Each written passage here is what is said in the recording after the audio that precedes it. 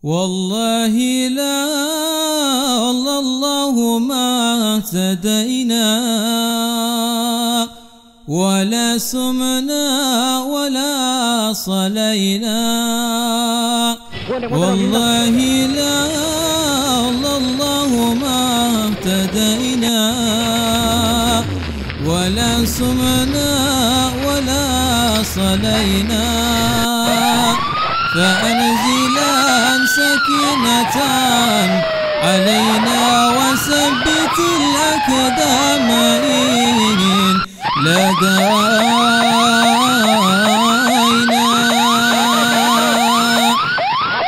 يا رب فأنزلا سكينة علينا وثبت الأقدام إن لقينا والمشركون قد بغوا علينا إذا أرادوا فتنة أبينا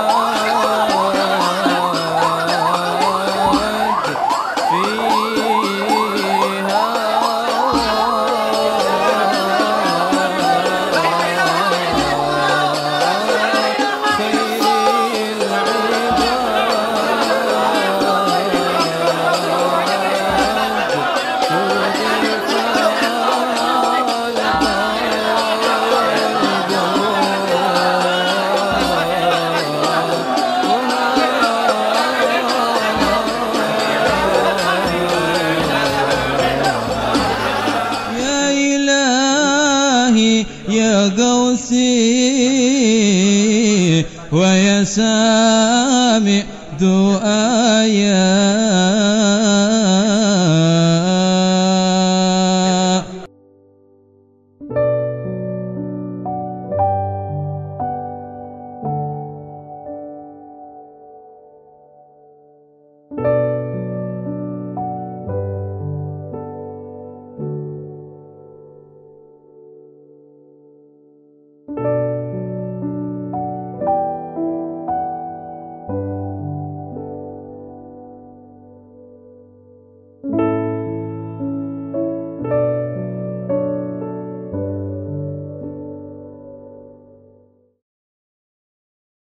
Assalamualaikum warahmatullahi sahabat-sahabat ngaso.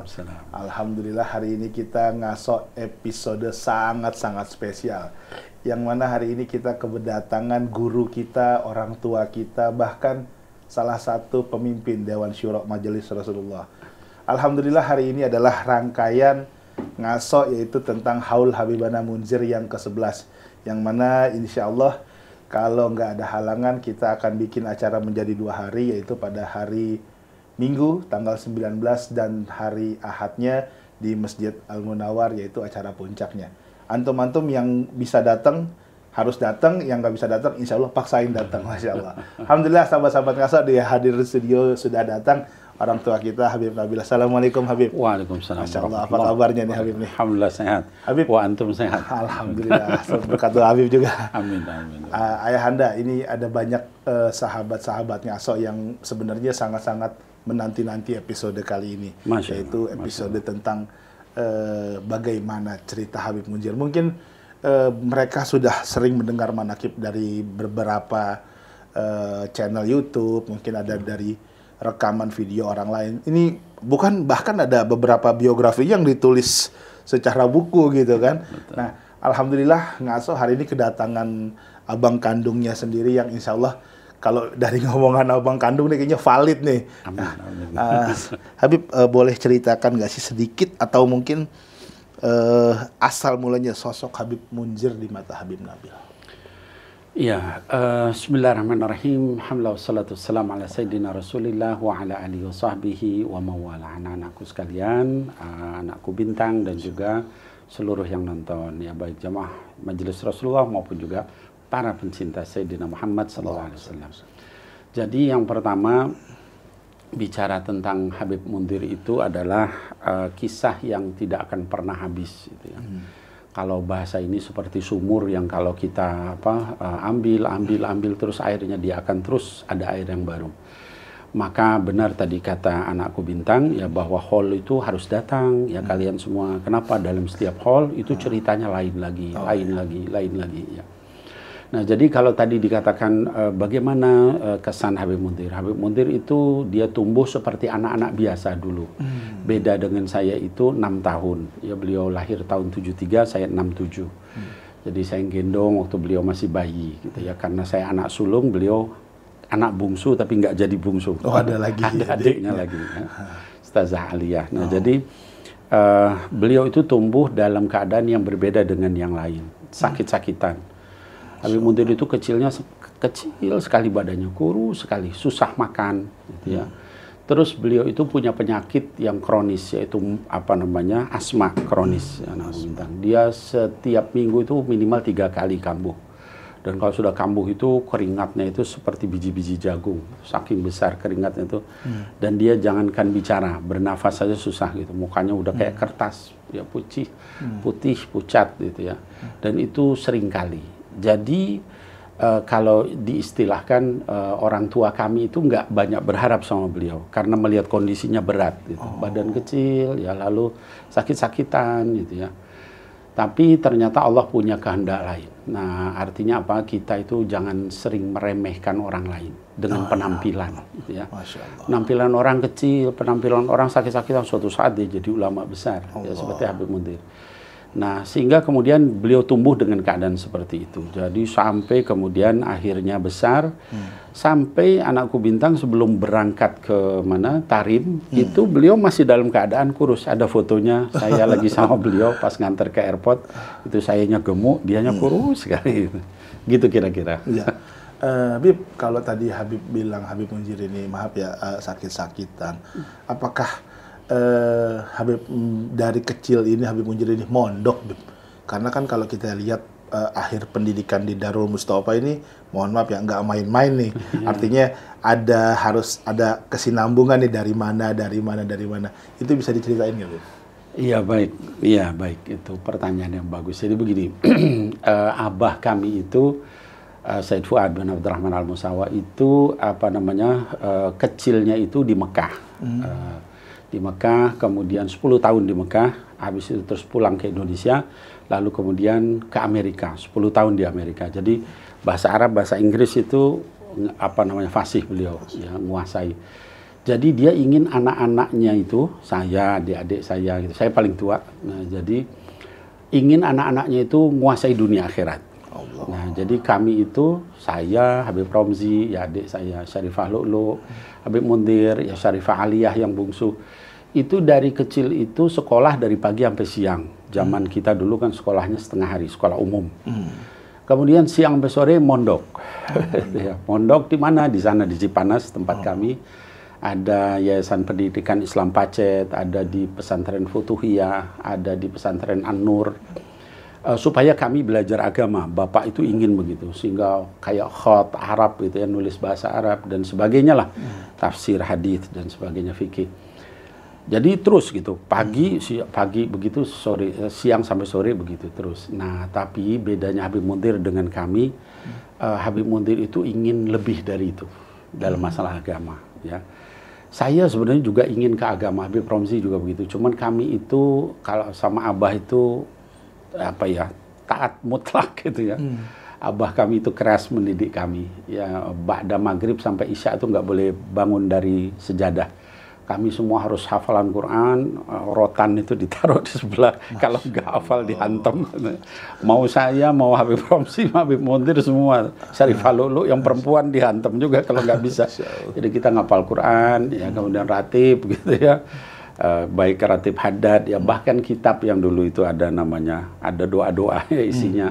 Haifat Haikal, Akasyah, Kanzil Arash, itu saya sampai hafal dulu. Karena sama Abah dibegitukan. Nah, Tapi Habib Munzir tidak seperti itu. Saya kepengen mesantren sama abang, enggak, kamu kuliah gitu ya. Adik saya juga, Syarif Alulu, Habib Romzi kuliah. Nah, Habib Munzir itu beda, dia keras. Kalau udah punya keinginan itu, kakaknya pun nggak bisa maksa dia. Nah, akhirnya beda pendapat sama abah. Gitu. Pengen mesantren. Akhirnya ribut itu ya, ada perbedaan pendapat yang cukup keras. Saya menjembatani gitu ya. Munzir begitu kerasnya, apalagi dia sakit kan, jadi sensitif. Akhirnya terus dipanggil saya sama abah, gimana adik kau tuh seperti ini? Saya bilang, Bah, kita ini kan kami semua udah taat sama abah, suruh kuliah-kuliah, suruh sekolah-sekolah, padahal kita pengen mondok. Mbok ya kasih satu gitu, Munzir ini biar dia mondok gitu. Nanti kalau dia nggak bisa gimana? Dia tuh sakit. Kau tahu sendiri setiap minggu begitu. Siapa yang kuat? Pondok yang kuat dengan dia keadaan gitu. Tapi dia keinginannya keras, Bah, saya bilang gitu. Akhirnya, awas itu tanggung jawab kau, kata apa itu, saya ingat itu. Waduh, saya bilang, saya ngobrol sama Munzir kan, manggilnya Mon dulu itu. Saya bilang, Mon, kau nih benar-benar nggak nih mondok ini? Kalau apa-apa aku yang kena, saya bilang gitu kan. Enggak, benar-benar Bib, ana pokoknya mondok benar-benar. Nah, akhirnya kemudian berangkatlah beliau. Waktu itu ke Al-Kifahi At-Taqafi, ya apa namanya, Habib Abdurrahman Segaf itu kan putranya. Mondok di situ, kemudian itu setiap minggu minimal sekali dibalikin anakku. Pulang lagi ke Cipanas? Iya, karena sakitnya itu. Asma kronisnya itu, pondoknya takut. Dibalikin. Kenapa-napa kali ini? Pulang ke rumah. Kan rumah kami itu terpisah. Kalau antum pernah ziarah ke rumah kami di Cipanas itu, ada rumah yang di atas, ada yang terpisah di bawah gitu, agak bawah. Abah kami itu di bawah situ, yang di atas itu saya. Nah, dia kalau udah dibalikin itu, dia sembunyi di kamar saya. Bib, jangan kasih tahu abah ya. Gimana? Enggak, kalau dikasih tahu abah nanti nggak boleh balik lagi ke pondok. Kata. Jadi saya sembunyiin itu di kamar. Udah nanti dia udah sehat 1-2 hari aja, terus dia balik lagi. Begitu seterusnya itu. Luar biasa semangat beliau itu. Sampai kemudian pindah ke Al-Khairat, Bekasi, tempatnya Ustaz Nagib, ya, Habib Nagib bin Syekh Abu Bakar. Di situ juga begitu. Nanti kamu balik ke... Satu pelajaran yang saya dapat dari adik saya Habib Munzir itu adalah kalau sudah punya keinginan itu betul-betul dijaga sama beliau. Apalagi keinginan itu untuk urusan agama, untuk urusan ibadah, untuk urusan Allah dan Nabi Muhammad SAW, itu dijaga semua dalam keadaan apapun. Kalau kita melihat ya sampai tuanya pun ya belum tua ya, umur sebelum 40 itu sakit parah pun beliau hadir gitu di majelis. Artinya apa? Itu tekad itu yang kita semua salut sama beliau. Jadi itu mungkin pelajaran yang bisa kita ambil juga, keteguhan tekad beliau itu. Bib, kalau kita bicara rahasia kemantapan hati, bahkan tadi juga Habib bilang pendidikan dari orang tua sudah mengajarkan, dan mohon maaf ya, dari beberapa anak memilih pendidikan akademis masing-masing. Habib Munzir sendiri yang pengen mondok, ini kan ibaratnya tujuannya dakwah, Bib. Betul. Kira-kira apa sih, Bib, motivasi yang menguatkan Habib Munzir untuk dakwah, Bib? Iya, jadi yang pertama, abah kami itu kan tadi saya katakan ya 10 tahun di Saudi, 10 tahun di Amerika. Jadi dia sering cerita waktu kami kecil. Ya. Nah, di antara cerita-cerita, selain cerita tentang dunia, karena dia ke Amerika, ke Jerman, kemana-mana, itu cerita agamanya juga berkesan. Misal salah satu yang kami sekeluarga itu sangat terpengaruh gitu dengan kisah-kisah abah itu, ketika beliau menceritakan misalnya tentang satu kitab judulnya Suwar min Hayatit Tabi'in. Jadi kisah-kisah keteladanan para tabi'in. Itu adalah generasi setelah sahabat ridwanullah alaihim ajmain rahimahumullah. Ada Imam Muhammad bin Sirin, ada Imam Atha bin Abi Ribah, ada juga Syurahbil bin Amir Asy-Sya'bi, ada Al-Hasan Al-Basri. Kisah-kisah itu buat kami yang masih sangat kecil, itu sampai saya itu ngebayangin. Saya ingat, dan saya yakin adik-adik saya juga begitu. Sambil kita sebelum tidur itu dia bacain kisah itu, terus kita tidur. Nah, ketika tidur itu saya sampai mimpi-mimpi. Jadi Imam Hasan Al-Basri dengan tongkatnya gitu ya. Terus dakwah di pegunungan, apa yang diceritakan sama abah itu berkesan gitu ya. Jadi itu juga mungkin yang menyebabkan Habib Munzir berkesan. Tapi selain daripada itu, bedanya dengan kami yang sudah besar-besar, Habib Muntir itu punya banyak waktu untuk ziarah itu karena dia sakit kan. Jadi waktu itu saya sibuk kuliah gitu ya, karena memang disuruh kuliah sama Abah itu.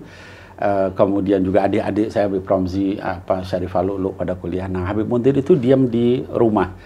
Kalau bahasa kita dulu jaga villa, jaga. Awalnya saya gitu ya, tapi karena saya mungkin kuliah ini terus Ramzi gitu kan. Udah Ramzi kuliah juga, akhirnya pindah ke Muntir. Nah, dia jaga. Nah, dia tuh jaga malamnya, tapi abis itu nanti dia ke Empang, ziarah. Nanti dia ke Habib Umar bin Hud, Al-Atas dulu, Allah yarham, dia wali besar gitu ya, di Cipayung gitu. Dia sering keliling kemana-mana gitu. Nah, itu yang menyebabkan dia punya semangat besar untuk mengikuti para aulia itu. Itu beda dengan kami. Walaupun kami juga hadir di acara Habib Umar, tapi kita setahun sekali misalnya pas Maulid gitu. Kalau Habib Muntir enggak, dia setiap minggu itu dia selalu ziarah keliling. Dia punya banyak waktu untuk ziarah itu karena dia cuma sekolah waktu itu sampai SMA, dia nggak mau kuliah gitu. Sampai akhirnya Abah membolehkan dia mondok, itu setelah dia beres SMA. Itu langsung mondok. Jadi itu yang membuat dia kuat untuk pilih jalan. Itu kelihatannya ya betul. Dia mempelajari sirahnya para aulia dan sebagainya, itu membuat dia, saya pengen jadi seperti Tapi itu. tidak terlepas dari orang tua yang menceritakan sosok-sosok para tabiin yang Masya membuat Allah. girohnya itu jadi timbul ya. Masya Allah. Abah kami itu sedikit jelasin, dia walaupun di Amerika, walaupun apa nama segala macam, sederhana sekali. Dia pakai baju itu, saya aja nggak bisa niru. Dia pakai baju itu, antum tahu karung apa namanya, karung terigu itu, yang ada gambar segitiga biru itu, itu dipakai baju sama beliau. Sarungnya juga udah lusuh gitu. Tiap hari di rumah tuh begitu. Jadi anak-anaknya tuh nggak ada yang sok kaya atau apa, ya kayak apa glamor atau apa itu, karena ngelihat Abah tuh begitu. Walaupun dari Amerika dari mana, pakaiannya pakai gandum itu. Sampai kalau ada tamu kadang dikritik, ini Pak Fuad kok pakaiannya begitu? Iya, karena dunia ini hina, kata Abah itu. Nah, itu hal-hal seperti itulah gitu yang menyebabkan ya kesan kami itu besar gitu sama Abah. Masya Allah. Allah yarham. Sahabat-sahabat ngaso, itu dia baru sedikit cerita tentang bagaimana Habib Munzir di mata abangnya. Kita akan mengulik lagi cerita-cerita tentang Habib Munzir. Masih bersama ngaso, jangan kemana-mana. Setelah yang satu kita kembali lagi. Assalamualaikum. Waalaikumsalam.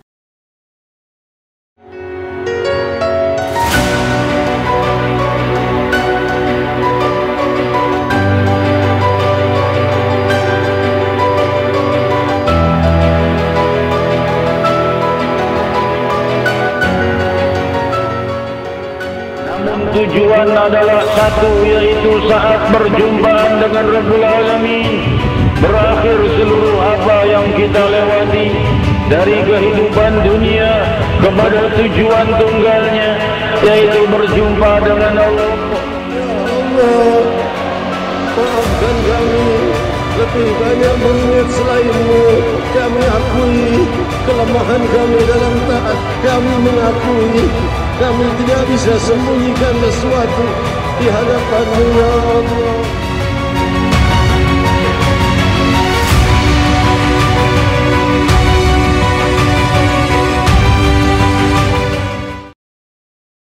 Assalamualaikum sahabat-sahabat ngaso, masih bersama saya dan Ayahanda Habib Nabil. Masih tentang episode spesial rangkaian Haul Habibana Munzir yang ke-11. Alhamdulillah, Habib, kalau kita udah ngomongin majelis Rasulullah, udah terlalu ikonik di daerah Pancoran gitu. Tapi ada satu yang mungkin teman-teman juga belum tahu. Ceritain dong sih, Bib, bagaimana majelis Rasulullah itu bisa terbentuk? Iya, baik.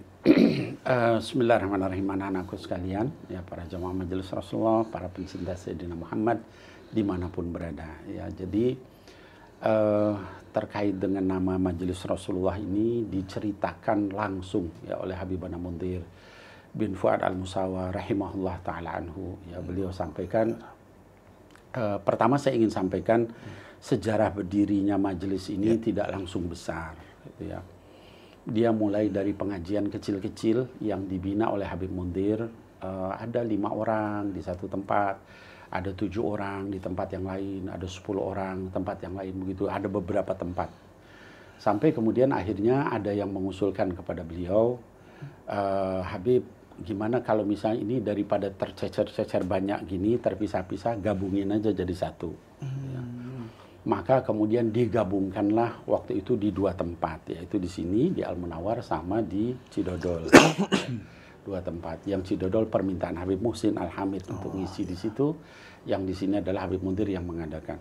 Nah, ketika sudah terbentuk gabungan, itu jamaah semakin banyak, semakin bertambah. Ketika sudah jamaah semakin banyak, tuntutan itu juga semakin banyak. Ya, tuntutan apa? Tuntutan misalnya kalau ngadain acara harus ada izin. Oh, ya. Birokrasi. Birokrasi. Kalau izin berarti kita harus kirim surat. Kalau kirim surat atas nama siapa, gitu kan? Apa atas nama pribadi atau kalau dibilang ini kelompok apa, gitu Ya, namanya. jadi butuh identitas. Butuh identitas. Nah, itu ada terus juga nanti ada butuh kop surat, alamat surat. Kalau ada orang ngirim, orang ngundang dan sebagainya. Nah, waktu itu Habib Mundir ditawari sama banyak orang. Ada yang nawari, kasih aja nama Majelis Habib Mundir. Gitu ya. Ada lagi yang nawarkan, kasih nama Majelis Al-Musawa. Gitu kan. Tapi Habib Mundir itu ada satu kelebihan beliau juga yang ingin saya sampaikan, yaitu beliau itu amat sangat cintanya sama Nabi Muhammad Sallallahu Alaihi Wasallam. Begitu cintanya, dan itu kami yang lain nggak bisa seperti itu. Ya. Saya berikan satu contoh, ketika beliau masih kecil aja, itu kan abah kami itu nyuruh kami gantian jadi imam kalau tarawih.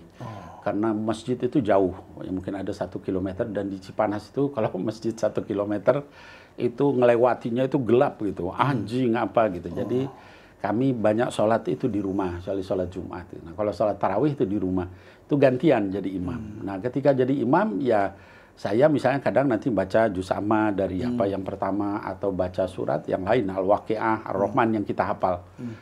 Habib Mundir itu nggak pernah lepas cuma baca surat Muhammad. Padahal hafalannya banyak. Sampai itu anak itu nggak pernah ngapal surat Muhammad, tapi jadi apal karena dia Habib baca Mundir. terus itu, karena dia baca. Kita tanya anak sama Habib Ramzi, Beb, apa nggak bosan baca surat itu terus? Jawaban dia masih kecil, ya dia bilang katanya, Bib, anak itu cinta benar sama Rasulullah. Sallallahu alaihi wasallam. Itu masih kecilnya. Ya. Mungkin kita akan bilang ya itu mungkin orang terobsesi begitu biasa. Enggak, sampai besarnya juga begitu. Ya. Teman-teman di majelis Rasulullah ini bisa ditanya. Ya. Nama kan orang itu macam-macam. Iya, Bib. Sama Habib Mundir diganti, dikasih nama Muhammad semua. Ya. Ustadz Golbi itu nama aslinya adalah Irfan Hadi. Irfan Hadi. Ana juga baru tahu waktu pas Ana ajak naik pesawat ke Hong Kong, ke MR Hong Kong. Loh, kok Irfan Hadi? Nama antum kan Muhammad Golbi. Itu Habib Mundir yang ngasih. Habib Ana. Ajib, Ana bilang. Nah, jadi itu orang-orang dekatnya dikasih nama Muhammad. Irfan Hadi dikasih nama Muhammad Golbi. Habis itu Ustadz Syukron, namanya Syukron Makmun, dikasih Muhammad Syukron. Ya. Agus ya, dikasih nama Muhammad Aini. Muhammad semua itu orang-orang dekat. Nggak sampai di situ, itu anak-anak beliau pun dikasih nama Muhammad. Saking cintanya sama Rasulullah SAW. Jadi anaknya yang pertama yang meninggal masih kecil, itu seangkatan dengan anak-anak yang pertama. Jadi dikasih nama Muhammad. Meninggal umur 5 tahun, ya meninggal. Terus punya anak perempuan Fatimah Zahra. Anak yang ketiga laki-laki lagi Muhammad lagi. Jadi ada Muhammad Al-Awwal, ada Muhammad At-Tsani gitu. Nah, dari itu semua kecintaan itulah yang menyebabkan ketika beliau ditanya, ini majelis apa? Enggak nama Mundir. Enggak pantas gitu nama Mundir. Apalah artinya Mundir? Ana gitu maksud dia. Gitu. Ini namanya majelis, ini adalah majelis Rasulullah. Karena di dalam majelis ini dikisahkan tentang akhlak Sayyidina Muhammad sallallahu alaihi wasallam, sunnah-sunnah Sayyidina Muhammad sallallahu alaihi wasallam, orang-orang yang dekat sama Sayyidina Muhammad, pokoknya semua yang kaitan. Maka saya kasih nama Majelis Rasulullah. Itu dari awal namanya. Terbentuk namanya. Baru disebut nama Majelis Rasulullah. Jadi gini, Beb, kalau kita bicara Majelis Rasulullah ini kan dengan dinamika jamaah yang waktu itu ada dan yang sekarang nggak ada, ini punya pandangan nih, Bib. Tapi afwan Bib, Anda tanya nggak apa-apa Bib. Iya, nggak Karena apa-apa. kan ada beberapa orang yang bilang katanya di MR mah isinya bahas hadis, sholawat. Bahas hadis, sholawat itu. Nah, ada pertanyaan yang di luar dari framing nih Bib. Apakah majelis Rasulullah berpolitik? Gitu. Iya. Karena mungkin banyak jamaah-jamaah MR yang ketika hadir di event-event akbar, kau lihat kok ada bapak ini, kok ada bapak ini, kok ada bapak ini. Nah, silakan dari jawaban Dewan Syuro dan Iya baik, ini pertanyaan yang bagus ya. Baik, Bismillahirrahmanirrahim. Anak-anakku sekalian, ya, jamaah majelis Rasulullah, para pencinta Sayyidina Muhammad dimanapun berada, ya, Sallallahu Alaihi Wasallam. Saya ingin sampaikan, majelis Rasulullah itu sama sekali bukan majelis politik. Satu, majelis Rasulullah itu sama sekali tidak ikut dengan satupun dari partai politik. Yang kedua. Yang ketiga, majelis Rasulullah itu tidak terikat dengan apapun yang berkaitan dengan politisi. 3 hal itu perlu saya tegaskan. Sampai saat ini dan insya Allah seterusnya. Karena di anggaran dasar, anggaran rumah tangga Yayasan Majelis Rasulullah SAW yang sudah diketok oleh Kumham, itu dikatakan majelis ini steril dari yang namanya aliran atau kelompok politik. Lalu tadi pertanyaannya anakku Bintang, ya, tapi kok di majelis Rasulullah suka ngundang, nah, itu ya politisi. Jadi begini, saya itu melaksanakan, kami sekarang, ya, Dewan Syuro yang sekarang, melaksanakan majelis ini mengikuti apa yang dilakukan oleh Habib Mundir bin Fuad Al-Musawa alaihi rahmatullah. Habib Mundir itu tidak pernah terpisahkan, gitu ya. Artinya memisahkan diri dengan orang-orang yang disebut tokoh nasional.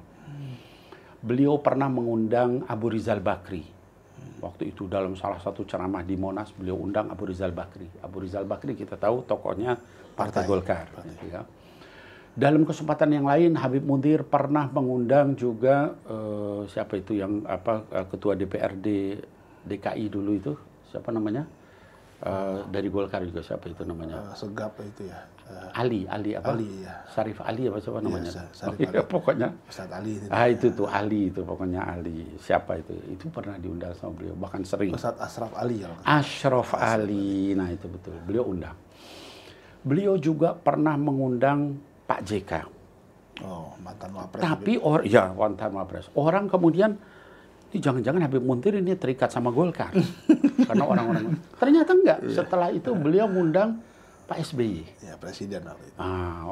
Bahkan waktu itu kalau nggak salah, pas waktu beliau presiden.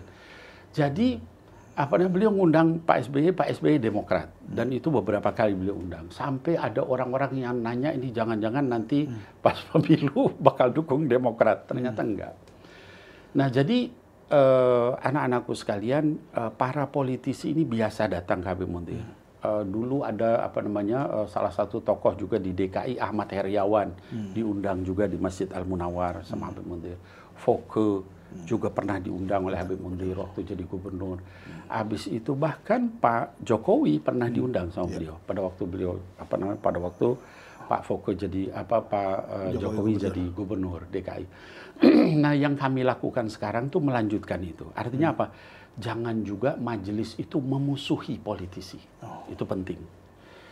Mungkin anak-anakku sekalian ada yang bilang, Bib, nggak usahlah diundang begitu. Ya, kalau majelis kecil nggak apa-apa, nggak ngundang. Majelis besar itu anak-anakku sekalian, saya nih sekarang merasakan. Dulu saya juga komen begitu sama Habib Muntir. Ngapain sih undang orang-orang begitu? Gitu kan. Udahlah, antum mau dana nanti Anda carikan. Waktu itu Anda masih anggota DPR. Gitu kan. Dana nanti Anda carikan, saya bilang tuh nanti ini, tapi nggak usah ngundang gitu. Nah, sekarang setelah saya di MR saya baru paham, waduh saya banyak salah dulu. Saya mengira suuzon gitu, Habib Muntir ini kok jadi dekat sama politik. Ternyata kita itu nggak bisa lepas dari para politisi itu. Apa? Misalnya izin, anak-anakku sekalian. Izin untuk majelis sebesar kita itu kalau kita nggak dekat dengan politisi itu dipermasalahkan. Untuk ngadakan acara di Monas aja izin bolak-balik kita sampai beberapa kali gagal, akhirnya pindah ke Istiqlal. Kenapa pindah ke Istiqlal? Karena Monas nggak dikasih izin. Kenapa nggak dikasih izin? Karena kita nggak dekat sama orang yang punya izin Monas itu. Waktu itu pejabat ya. Karena dia harus pejabat tingkatnya tinggi gitu. Sementara saya nggak mau majelis ini dibawa untuk jadi kampanye. Karena waktu itu syaratnya ini bisorohah sama antum sekalian. Syaratnya suruh kampanye, nggak mau saya suruh. Kalau hadir aja ngasih sambutan, boleh saya bilang. Tapi kalau diminta saya untuk kampanye, wallahi saya nggak mau saya bilang. Kalau gitu nggak bisa keluar izin, ya nggak apa-apa, nggak keluar izinnya nggak apa-apa. Itu saya ketemu wajan biwajin dengan yang bersangkutan, gitu ya, orang-orang yang ya di atas lah gitu. Nah, jadi ternyata anak-anakku sekalian itu kita perlu, kalau bahasa ininya itu bermain di atas fleksibel. Artinya apa? Ya sudah kalau gitu kita undang orang-orang yang punya kedudukan tadi, punya jabatan tadi, tapi tidak kemudian kita mengarah kepada satu kelompok saja. Maka dikatakan, kenapa Habib Nabil ngundang Pak Prabowo pernah di dalam hall? Ya karena beliau Menhankam. Menhankam itu membawahi Panglima TNI, membawahi Kapolri, membawahi Kepala BIN. Kalau antum yang ngerti ini bakal paham kenapa itu ya. Kenapa misalnya kita ngundang Anies Baswedan? Karena Pak Anies Baswedan itu adalah Gubernur DKI, gitu kan? Izin-izin juga di sana, gitu ya. Kenapa ngundang dan seterusnya yang kita undang itu Caimin pernah kita undang. Kenapa? Dia adalah Wakil Ketua DPR RI. Kenapa nggak Habib Nabil nggak ngundang ketua DPR-nya sekalian? Ketua DPR-nya perempuan. Iya. Ya, Ibu Puan. Masa saya suruh duduk di depan di majelis Rasulullah? Kan nggak bisa. Jadi saya mengundang menteri, ngundang orang-orang yang tadi saya sebutkan. Itu tujuannya tiada lain adalah yang pertama memudahkan kita di dalam pengurusan izin-izin. Antum jangan bayangkan majelis kita itu seperti majelis-majelis yang mungkin tingkat RT, RW. Kita itu sekarang Majelis Rasulullah ini sudah punya cabang 13 provinsi, 6 negara. Sekarang sudah 7 negara, tambah MR cabang Thailand. Ya. Bayangkan antum apa yang saya alami ketika orang-orang itu nelpon. Habib gimana ini, MR ini, MR. Saya harus punya relationship dengan orang-orang yang kalau MR Hong Kong ada masalah atau MR di Thailand diganggu orang atau apa, saya harus lintas negara. Kan berarti relasi yang harus saya telepon harus tingkatnya juga seperti itu. Nah, jadi saya kenal dengan Wakapolri, saya undang atau dengan siapa, itu sama sekali tujuannya hanya itu. Yang kedua, anak-anakku sekalian, adalah bahwa politisi ini perlu didekatkan sama Islam. Kita pilihannya cuma dua. Politisi itu kita jauhi, maka dia akan dekat sama non-Muslim. Dia akan dekat sama orang-orang sekuler. Dia akan dekat sama orang-orang koruptor. Dia akan dekat sama yang dekat sama dia. Atau kita ajak, la samahallah, Allah punya keinginan dengar di 1 menit, 2 menit di majelis itu atau lihat jamaah, terus hatinya ternyuh, ada yang masuk di dalam hatinya dari hidayah. Hanya itu yang mampu saya sampaikan. Saya nggak bisa dakwah di kantor mereka, di rumah mereka dan sebagainya. Saya ajak ke sini, dia hadir.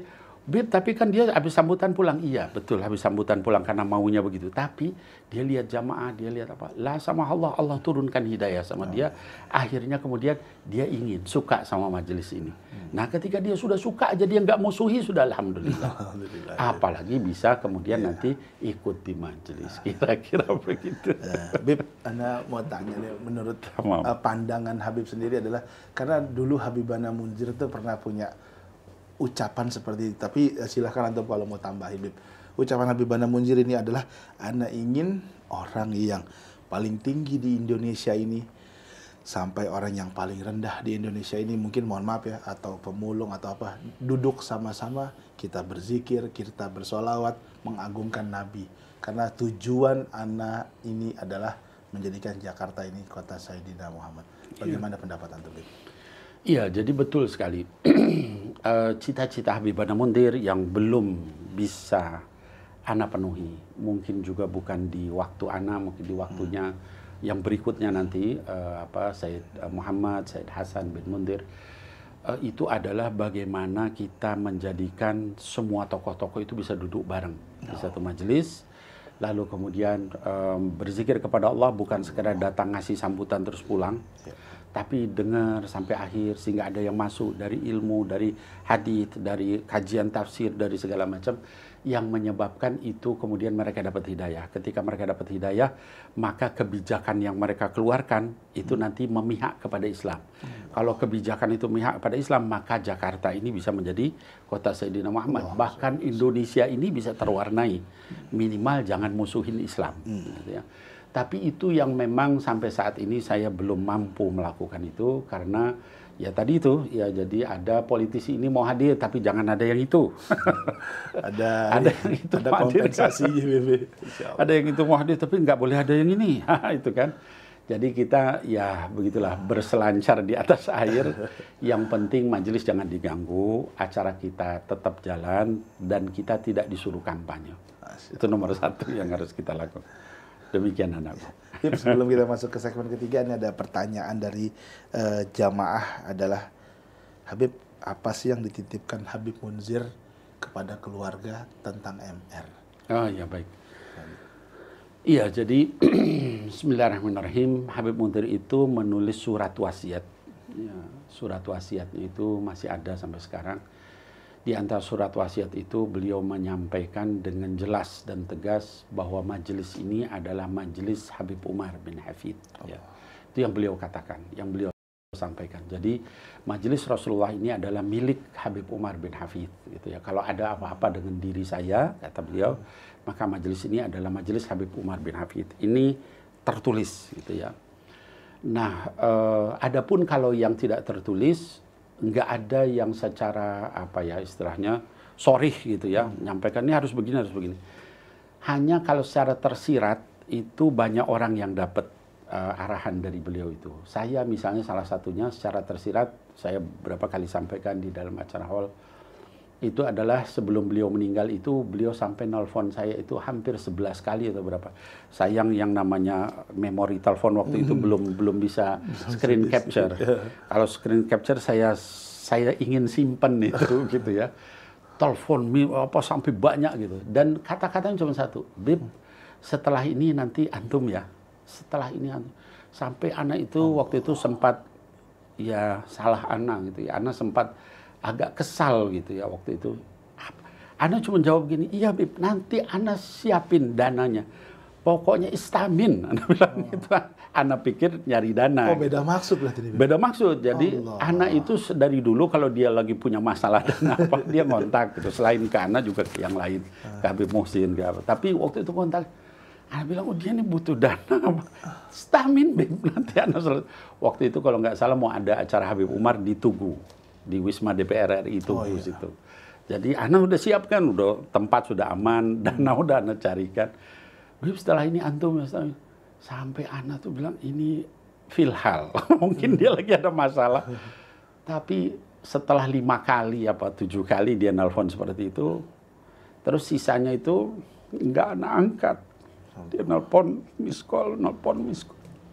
Ternyata besoknya meninggal gitu. Jadi Ana bilang sampai setelah itu tuh di rumah sakit itu Ana nangis, Ana bilang, Bib telepon lagi, Ana angkat. Ana minta maaf, Ana nggak paham maksudnya. Nah jadi hal seperti itu bukan Ana aja gitu ya. Dia juga nelpon siapa lagi, Habib Gures kalau nggak salah. Nelpon siapa lagi, ada banyak yang dia telepon. Tapi seolah-olah dia nitipin gitu, tolong jagain gitu majelis ini. Cuma Ana nggak paham. Ana waktu itu Ana pikir, ya urusan dana gitu kan. Udah Bib, anak yang jamin, nanti anak cari, tenang aja. Nelpon lagi gitu, Bib, setelah nanti antum ya, rupanya maksudnya dia mau pulang gitu. Sampai sekarang itu anak nyesel betul. Ya Allah Bib, aku telepon lagi anak angkat. Karena dia cuma ngomong begitu, nanti ini antum ya, nanti ini antum, iya anak bilang gitu. Kalau dia mungkin waktu itu jelasin gitu kan, agak panjang ngomongnya. Enggak, maksud anak majelis atau apa gitu. Mungkin anak paham. Ini karena cuma begitu aja. Habis itu dia matiin. Nelfon lagi, bilang begitu lagi. Sampai berapa kali. Yang saya angkat mungkin saya ingat 5 kali apa 7 kali. Sisanya nggak anak angkat. Anak pikir nelpon lagi setiap berapa menit itu ya. Mungkin 20 menit atau setengah jam. Nelpon lagi. Entah besok dengar kabar. Dia udah nggak ada di bawah RSCM. Anak itu sampai sekarang nyesel gitu. Nggak diangkat. mungkin di telepon yang ke-11 itu dia mau cerita. Beb, ini masalahnya begini-begini. Tapi anak waktu itu, ya mungkin anaknya juga, ya karena anak lagi banyak hal gitu. Jadi nggak terpikir bahwa mungkin ada sesuatu gitu, hal yang sangat penting sehingga dia kok sampai nelpon terus. Saya cuma terpikir, apa ini kok nelpon begitu terus gitu bahasanya, nggak ada kata-kata yang lain. Nah jadi kalau dikatakan pesan beliau, kalau yang tertulis itu tadi, ya bahwa majelisnya Habib Umar bin Hafidh, ya. Maka pas kita bikin Yayasan Majelis Rasulullah itu kita katakan nomor satunya adalah Habib Umar bin Hafidh. Jadi kami itu hanya Dewan Syuro, gitu ya. Tapi bertanggung jawab kepada struktur tertingginya Habib Umar bin Hafidh. Baru setelah Dewan Syuro, Dewan Guru gitu ya. Supaya kita ngingetin wasiatnya beliau itu. Pemilik majelis adalah Habib Umar, itu bukan yang lain. Demikian anakku. Afwan. Alhamdulillah. Sahabat-sahabat ngaso, begitu banyak cerita tentang Habib Ana Munjir yang dapat kita dengar langsung tadi. Dan mungkin setelah ini kita akan menyampaikan beberapa lagi informasi tentang sosok Habib Munjir. Buat antum semua jangan kemana-mana. Kita akan kembali setelah yang satu ini. Assalamualaikum.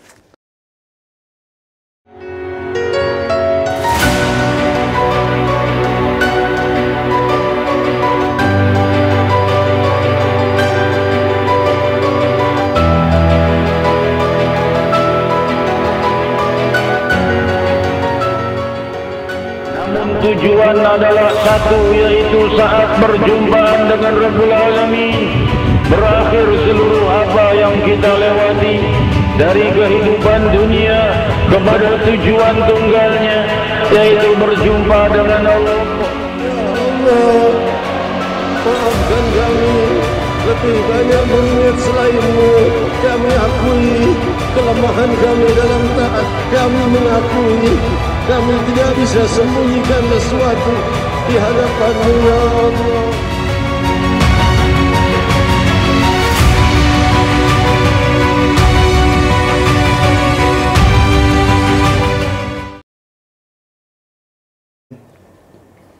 Tiga, dua, satu, on. Alhamdulillah, assalamualaikum sahabat-sahabat ngaso, kembali lagi. Ada pertemuan, tentu ada akhiran. Kita sudah tiba di segmen 3. Tadi kita sudah dengerin segmen 1, bagaimana ayahanda kita Habib Nabil menceritakan sosok Habib Munjir kecil, Habib Munjir mondok di pesantren, Habib Munjir pulang dari Darul Mustafa dan mendirikan Majelis Rasulullah. Dan alhamdulillah sampai sekarang bendera Majelis Rasulullah juga tetap ada. Dan alhamdulillah di samping saya ini sudah ada salah satu dewan guru juga nih yang bersama-sama kita, Ustaz Habib. Assalamualaikum Ustaz Habib. Waalaikumsalam. Ustaz Habib, ini Habib Nabil dulu ya. Habib, melanjutkan tadi yang peninggalan Habibana. Habibana itu wafat tahun 2013. Nah. Waktu itu, mohon maaf ya Habib, majelis lagi besar-besarnya. Ada pertanyaan dari jamaah, apa sih yang dititipkan Habibana secara finansial untuk keluarga? Karena kan kita tahu waktu itu mah Habib anak pasti kecil-kecil ya Habib. Iya betul. Silakan Habib. Iya baik. Ya, Bismillahirrahmanirrahim. Izin setafil. Nah, anakku sekalian, para jamaah yang dimuliakan Allah, para pencinta Sayyidina Muhammad yang dimanapun berada, saya ingin sampaikan ini pertanyaan bagus itu ya. Dengan jamaah sebesar itu, dengan relasinya Habib Munjir setinggi itu, kira-kira apa yang ditinggalkan pada saat beliau wafat? Hal ini sebenarnya nggak pernah Ana sampaikan kepada siapapun ya, hanya orang-orang terdekat yang tahu. Tapi karena ini ditanya dan beliau sudah 11 tahun meninggalkan kita, ya perlu saya sampaikan. Habib Munjir itu ketika meninggal, itu nggak meninggalkan harta, malah meninggalkan hutang itu sekitar 500 juta rupiah, setengah miliar. Ya, kemudian mungkin ada yang berpikir, beliau kan ada mobil. Mobil beliau itu yang satu itu dipakai untuk bayar hutangnya, yang Mercy, yang satu lagi itu sudah diakadkan sama beliau ketika hidupnya untuk seseorang. Jadi ketika wafat, orang yang bersangkutan yang disampaikan sama Habib Munjir bahwa beliau sudah nyampaikan hadiah nih kalau saya wafat, tolong mobilnya orang itu nyamperin kita. Itu Habib Munjir pesan gini-gini ya, mau ngomong apa lagi padahal mobil bagus. Nah akhirnya kami keluarganya dan juga waktu itu ada Habib Muhsin Al-Hamid, ada Habib Ahmad Bahar, ya kami berusaha gimana supaya mencukupi hutang yang 500 juta itu. Jadi dengan cara berbagai cara akhirnya kemudian hutang itu bisa ditutupi, ada yang mengikhlaskan, ada yang dan macam-macam sampai lunas. Sementara yang orang melihat misalnya beliau rumahnya besar, ternyata rumah itu kontrak gitu. Dan kontraknya pun besar gitu, kalau nggak salah 200 juta ya setahun itu kalau nggak salah ya 200 juta setahun. Jadi ketika beliau sudah nggak ada ya bagaimana, terpaksa harus pada pindah dari situ karena nggak sanggup bayar gitu. Nah jadi kalau ditanyakan apa yang beliau tinggalkan untuk keluarga, itu yang beliau tinggalkan hanya majelisnya ya. Sama seperti ketika saya ingat gitu ya, dulu ketika Sayyidina Abu Bakar As-Siddiq ya radhiyallahu anhu ardah, dalam salah satu kesempatan beliau membawa hartanya kepada Nabi Muhammad SAW dalam satu peperangan. Lalu ditanya sama Rasul SAW, ini berapa dari hartamu wahai Abu Bakar? Seluruhnya ya Rasulullah. Fama abqaita li ahlik, kata Rasul SAW, apa yang lalu kamu tinggalkan untuk keluargamu kalau semua dibawa? Jawaban beliau, abqaitu lahumullah wa rasuluh. Saya cuma tinggalkan buat mereka Allah dan Rasulnya. Nah Habib Munzir itu ketika meninggal begitu juga. Jadi kita keluarganya, ya Allah, ini yang selama ini kemana? Rupanya uang ada dikasih sama teman-temannya yang mau bikin pesantren. Ada ini pokoknya tuh nggak ada sisa gitu ya. Ya Allah, ini gimana gitu kan? Ya begitulah kondisi beliau. Jadi beliau itu ketika meninggal tidak punya apa-apa ya kecuali majelis itu, ya majelis itulah yang kemudian dilanjutkan oleh anggota keluarganya. Demikian anakku. Habib, dengan usia haul yang masuk ke tahun 11 ini, apa sih Bib strategi Majelis Rasulullah ke depannya agar dakwah juga tersampaikan? Karena kita melihat dinamika jamaah juga udah naik turun nih. Ada yang hadirnya sekarang full, ada yang kadang-kadang sepi gitu Bib. Iya baik. Iya baik, jadi gini, anak-anakku sekalian, kalau kita melihat memang bukan hanya di fenomena di MR, majelis-majelis lain pun mengalami hal yang serupa. Jadi saya bersahabat dengan Habib Ali ya Khalifah Kuitang, dengan para habaib yang lain, Habib Ahmad ya Majelis Al-Afaf ya, putranya dari Habib Ali bin Abdurrahman Segaf dan lain-lain gitu. Banyak sahabat-sahabat saya yang lain ya. Itu mereka juga menyampaikan turun gitu jamaah itu signifikan. Mungkin sebabnya adalah karena faktor ekonomi yang sekarang memang susah gitu. Ekonomi, orang yang kerja susah cari uang, yang kemudian biaya-biaya juga semakin meningkat gitu ya, sehingga orang mau biaya motor aja dihitung gitu, bensin itu untuk kemana-mana. Nah itu secara umum gitu ya, majelis mengalami begitu. Nah tapi lalu apa yang strategi kami? Jadi di Majelis Rasulullah ini kalau disebut periode, ini sudah periode yang disebutnya matang gitu ya, kedewasaan. Zaman Habib Munzir itu sudah di puncak-puncaknya, tapi sisinya syakhs pribadi beliau gitu ya yang ini. Nah, waktu di zaman sekarang, Dewan Syuro yang sekarang, itu kita mencoba bukan hanya pribadi, tapi dibikin jadi kayak yayasan. Ada Dewan Syuro, Dewan Guru, lalu kemudian kita luaskan. Ada cabang nasional, cabang internasional, ya sehingga 13 provinsi, 7 negara per waktu ini gitu ya, dengan Thailand yang baru. Nah, kami berharap, saya berharap untuk ke depan itu nanti bisa dilanjutkan untuk menguatkan konsolidasi ke dalam. Jadi kan organisasi itu dia dari dalam terus meluas. Nah setelah meluas coba dikoordinasikan untuk konsolidasi lagi semakin kuat di dalam. Jadi kalau selama ini mungkin keluarnya yang banyak, nah, nanti ke depannya ke dalamnya. Nah saya ini juga ngebocorin juga rahasia.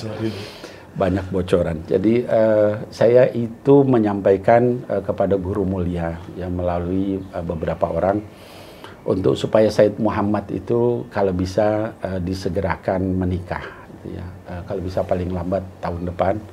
Setelah itu beliau saya minta untuk kalau diizinkan sama guru mulia beliau segera pulang ya ke Indonesia. Kenapa? Saya merasa umur saya sudah cukup tua ya. Kemarin 5 Mei kemarin itu saya 57 tahun, ya, hampir 60 tahun.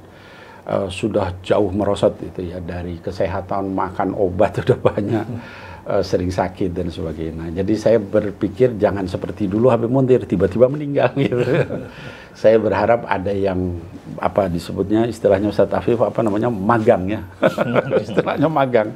Jadi Said Muhammad, Said Hasan itu biar magang dulu. Nanti saya cobakan gimana caranya mengenalkan atau duduk bersama apa petinggi atau pejabat atau polisi atau tentara atau apa, kita ajari gitu. Nah, sehingga ketika pun nanti saya dipanggil pulang, itu udah siap majelisnya. Itu jangan sampai kayak dulu, itu kan kita semua bingung tapi Muntir meninggal. Ini terus gimana? Channel semua beliau yang punya gitu ya. Hubungan semua dia yang melakukan, ya ngisi juga dia ketika beliau tidak ada, siapa yang ngisi dan sebagainya. Nah, kita berharap ke depan ini lebih modern. Udah gitu kalau Muhammad sama Hasan yang pulang itu kan lebih milenial, bahkan Gen Z. Yeah. Nah, kita berharap nanti Gen Z-nya MR bakal kembali. Yang baru-baru dan sebagainya itu bisa tertarik karena apa namanya ada Said Muhammad, Said Hasan itu. Tapi saya syaratkan waktu itu saya sampaikan melalui guru mulia, saya bilang tapi syaratnya dia harus sudah nikah dulu. Kalau enggak bahaya. Ribut nanti perempuan. Jamaah nisa. Begitu kira-kira. Ya, terima kasih. Said Afif. Nah, melihat fenomena kadang-kadang MR sepi, MR ramai, bahkan kadang-kadang mohon maaf ya, bahkan semua fenomenal sekarang ini masyarakat umumnya sudah disibukkan dengan sosial media, gibah di sosial media. Mohon maaf, tapi ada penyakit baru sekarang, judi online. Lah, jadi kita bagaimana sih kita mengantisipasi perbuatan-perbuatan mudorot hingga kita kembali lagi nih menjadi takwa. Dari Ustadz Afif gimana? Karena kan banyak orang sekarang agar kita bisa mendekatkan diri lagi menjadi orang yang takwa. Harus ada di majelis taklim. Milenial nih beliau. Betul Ustaz. Masya Allah. Ya, tadi jazakallah khair jazah Habib Nabil sudah menjelaskan dan udah spill kasih bocoran. Ya, berharap ada Said Muhammad, Said Hasan untuk segera bisa kembali ke majelis Rasulullah SAW. Emang benar butuh ada pembaharuan dalam menyampaikan khitab-khitab dakwah, khususnya target yang dia hadapi untuk kalangan anak-anak muda. Saya pun juga termasuk target yang kena dari Habib Muntir. Jadi di tahun 2006 Habib kita masih pesantren. Tapi semasa libur pesantren itu selalu menyempatkan hadir di malam Selasa. Masya Allah. Jadi selalu hadir di malam Selasa. Terus kita ngerasain kok ini majelis ini beda banget. Di ring terdekat dari Habib Muntir itu orang nangis semuanya. Yang semua itu anak-anak muda semuanya. Kita terkesan di 2006 itu benar-benar terkesan ya, sampai akhir kita nyelesain pesantren dan berangkat ke Hadramut, ya bisa dibilang kita kalau ya tahadusan bin nikmah anak ideologinya Habib Muntir gitu. Wow, anak ideologinya Habib Muntir, berkah dakwahnya Habib Muntir, berkah perjuangan Habib Muntir yang saat itu mentargetkan benar-benar anak muda ya. Makanya dakwah pemuda ibu kota apa namanya, pokoknya selalu slogan itu anak muda, benar-benar kerangkul banget. Ya mungkin nextnya ini dengan pembaharuan dari nanti insyaallah dari ada Said Muhammad, Said Hasan, insyaallah jadi hamasatus syabab wa hikmatus syuyukh ya. Ada semangatnya anak muda dan kebijaksanaannya orang tua. Ya anak-anak muda pasti punya semangat. Tapi kalau nggak ada arahan dari orang tua, nanti semangatnya dipakai buat yang lain.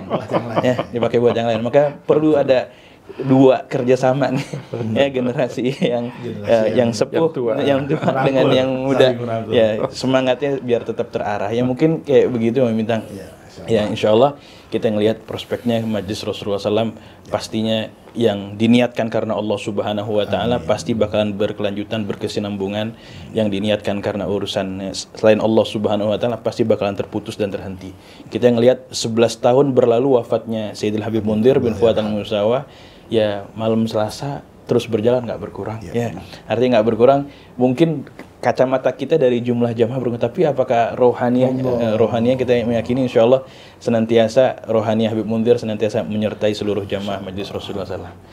Kira-kira begitu Habib. Mohon maaf nih kalau ahsan tuh. Itu dia tadi dari guru kita Habib Nabil. Afwan, ada yang mau disampaikan ya buat jamaah agar besok kita meramaikan acara. Boleh bawa saudara enggak? Boleh bawa ini, kadang-kadang kan mereka juga nanya, bahkan udah dijelasin di sosmed masih nanya acaranya jam berapa sih? Gitu. Silakan disampaikan. Baik. Izin Ustaz Ahmad. Masya Allah. Baik anak-anakku sekalian, para jamaah Majelis Rasulullah dan juga para pencinta Sayyidina Muhammad Sallallahu Alaihi Wasallam dimanapun berada. Pesan saya yang pertama dan paling utama adalah orang itu baru menghargai keberadaan sesuatu kalau sesuatu itu sudah tidak ada lagi. Ya. Nah dulu ketika zamannya Habib Munzir bin Fuad Al-Musawa, ya banyak orang yang ya biasa-biasa, kadang hadir, kadang enggak. Ketika sudah tidak ada Habib Munzir, maka menyesal. Gitu ya. Kemudian sekarang juga begitu. Ya majelis Rasulullah kita nggak tahu sampai kapan adanya. Tapi majelis sebesar ini, semulia ini, sebersanat seperti ini, itu amat sangat jarang didapatkan. Ya. Kita melihat banyak sekali majelis, tapi ada satu majelis yang sampai gurunya menyatakan sang pendiri majelis itu sebagai Sultanul Qulub. Itu amat sangat bisa dikatakan tidak ada yang seperti itu. Ya. Guru mulia kita Habibana Umar bin Muhammad bin Salim bin Hafidh sampai menyampaikan itu di Tarim Hadramaut. Wahada Sultanul Qulub. Beliau ini adalah Sultanul Qulub. Kenapa? Karena dengan dakwah beliau orang yang nggak sholat jadi sholat, orang yang ngomongnya kasar jadi ngomongnya halus. Nah tadi salah satu contoh misalnya Ustaz Ahmad Afif, beliau seorang hafidhul Quran 30 juz, beliau juga seorang yang lama di Tarim Hadramaut.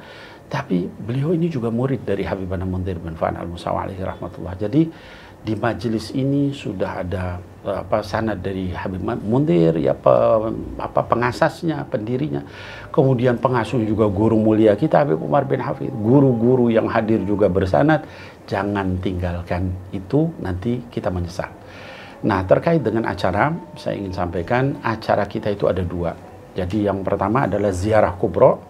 Itu hari Ahad, sekali lagi hari Ahad tanggal 19 Mei ya, pagi waktunya dari Masjid Al-Munawwar kita konvoy sampai ke makamnya Habibana Munzir bin Fuad Al-Musawa alaihi rahmatullah, sama seperti tahun yang lalu ya. Jadi pagi kumpul di Masjid Al-Munawwar, sekali lagi pagi di Masjid Al-Munawwar Pancoran jam 7 atau bahkan sebelum itu, lalu kita sama-sama berjalan sampai ke makamnya Habib Munzir di Kalibata. Ya, itu acara hari Ahad.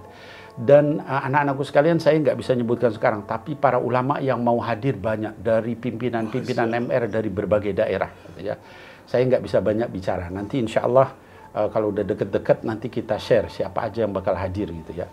Kemudian yang kedua adalah puncak hall.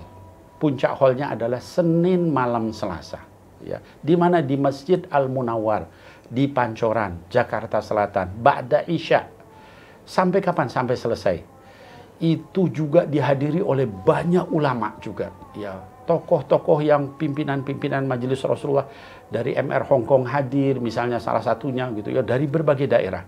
Jadi kalau kita yang di Jakarta, Jabodetabek nggak hadir, kebangetan namanya itu ya. Orang dari berbagai daerah datang, semuanya memuliakan, semua ingin ikut sama-sama. Dan Habib Munzir insya Allah hadir di dalam acara itu, dan beliau melihat siapa-siapa yang hadir ya. Insya Allah nanti beliau berikan syafaat di sana, karena salah satu syafaat yang diberikan itu adalah syafaat dari orang-orang soleh. Nah, maka kita melihat Habib Munzir sampai meninggalnya pun beliau di majelis, maka insya Allah beliau termasuk orang yang saleh, aulia Allah. Ayo kita hadir untuk mendapatkan syafaat dari orang-orang soleh. Mudah-mudahan antum semua termasuk dari yang hadir di dua acara itu. Amin ya Allah ya Rabbal Alamin. Barakallahu fikum, jazakumullah khair. Assalamualaikum warahmatullahi wabarakatuh. Masya Allah, sahabat-sahabat ngaso, itu dia akhir dari episode kita kali ini. Mudah-mudahan antum juga menjadi lebih tahu siapa sosok Habibana Munzir, yang dari sosok yang ngomong nih dari kakak kandungnya beliau sendiri nih, dan juga muridnya nih. Masya Allah. Dan kalau antum juga udah denger video ini, tadi kata Habibana kebangetan kalau antum nggak bisa datang juga acara 19 sampai tanggal 20. Mudah-mudahan kita semua diberi kesehatan untuk bisa hadir. Habib Nabil, terima kasih. Sama-sama. Terima kasih. Kita tutup acara ini. Assalamualaikum warahmatullahi wabarakatuh.